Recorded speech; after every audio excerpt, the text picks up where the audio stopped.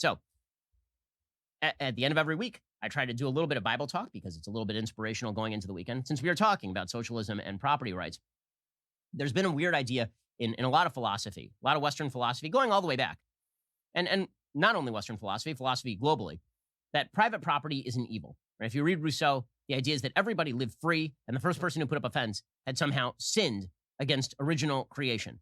There was this idea of the noble savage living in the wilderness and not believing in private property. Now, as it turns out, on an anthropological level, that simply is not true, right? People actually did mark off territory, they did claim territory, and that's always been true. But the idea is that property itself is the root of all evil. Now, that is a misread of New Testament principles in Christian circles, right? The actual quote from the New Testament suggests that greed is the root of all evil, not that property itself or property ownership is the root of all evil, but love of money, not money, love of money is the root of all evil, right? The quote from the New Testament about how it's easier for a camel to pass through an eye of a needle than for a rich man to enter heaven, that is descriptive. It is not normative. It doesn't mean that if you're rich, you can't enter heaven. It means it's very difficult for a person who is rich to enter heaven because they have the lure of money at them at all times. Okay, but one of the things about the Old Testament is pretty damn clear that private property is not just something that is good, it is necessary.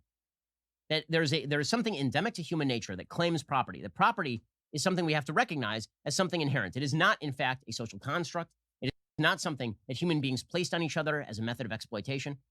Property is a way for us to imprint our stamp on the world. There's a great book by the historian Richard Pipes on property that is well worth getting. He talks about this at length, the sort of ideology and philosophy of property. Now, on the right in American politics, there's a lot of talk about why private property is useful. There's sort of a utilitarian take on capitalism, which is that capitalism works, right? It makes everybody richer. It makes everybody more prosperous. It allows for more freedom, and thus it is good. Okay, but there's very little sort of moral explanation of why property ownership is good. Property ownership is good because you are not just your body. You are the things around you, right? When you think of your family, you think of them as an extension of you. And you think of your house as an extension of you. And you think of your things as an extension of you. And this goes all the way back to childhood. You can see little kids fight over objects all the time. Right? It actually takes civilization in order to get them to learn sharing. But little kids have an innate animals have an innate capacity to claim things, right? They want to claim the things around them. That is not inherently bad. What is, in fact, it can be very good because it allows people to stake a claim and then stand on that claim. So that comes up in this week's Parsha, in this week's Torah portion that the Jews read every week. This is the portion in which Sarah dies, called Chayei Sarah. It's from the book of Genesis. So after Sarah dies, Abraham is trying to find her a burial place. And he goes to Hebron, he goes to Hebron, and he buys the cave of Machpelah, Marat Machpelah. Okay, this is still now disputed territory. It has always been Jewish territory. According to Jewish philosophy, Abraham, Isaac, and Jacob, and Adam are all buried in, I've actually been there. It's an amazing place, Hebron.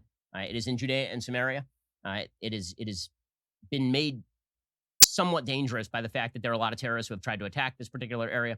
And Muslims also do not allow Jews to go into particular areas of the Marat HaMachpelah for most of the year. But the place still exists. Okay, that is the first territorial claim that the Jewish people make in the land of Israel through a property purchase. And so what happens is that Abraham goes to Hebron, he sees this cave, and he says, I want to buy that as a burial place for my wife. And the people who own the place, they say, you know what? We're just going to give it to you. Right? And he says, if it is your will that I bury my dead from before me, listen to me and entreat for me to Ephron, the son of Zohar, that he may give me Machpelah, that's a double cave, which belongs to him. It's at the end of his field. For a full price, let him give it to me in the midst for burial property. Now Ephron was sitting in the midst of the sons of Het, and Ephron the Hittite answered Abraham in the hearing of the sons of Het, of all those who had come into the gate of his city, saying, No, my lord, listen to me. I've given you the field, and the cave that is in it. Behold, I've given it to you. Before the eyes of the sons of my people, I have given it to you. Bury your dead. And Abraham spoke to Ephron in the hearing of the people, and he said, But if you only would listen to me, I'm giving the money for the field. Take it, and I'll bury my dead there. And Ephron said, My lord, listen to me. A piece of land worth 400 shekels of silver. What is it between me and you? Bury your dead. And Abraham listened to Ephron, and Abraham weighed out to Ephron the silver he had named in the hearing of the sons of Het, 400 shekels of silver accepted by the merchant. Right, so the question is, it seems like Ephron's trying to do a nice thing. Why is Abraham so insistent that he buy the field? And the answer is because property claims matter. And as you can tell, certainly in the Middle East, property claims matter. Property ownership matters. And the consensual exchange of property between people is an endemic good because it clarifies the boundaries between people. When we do not believe that property matters, you end up encroaching on those boundaries rather regularly. Those boundaries become points of contention rather than points of clarification. And there's the old Robert Frost phrase that good fences make good neighbors. That happens to be true. Property ownership makes for a polite society. It makes for a better society. It makes for a freer society because it is an extension of the reality that there are individuals who have claims to things that you do not have claims to. And that is something that is worth remembering as we move forward into a brave new era. This is The Ben Shapiro Show.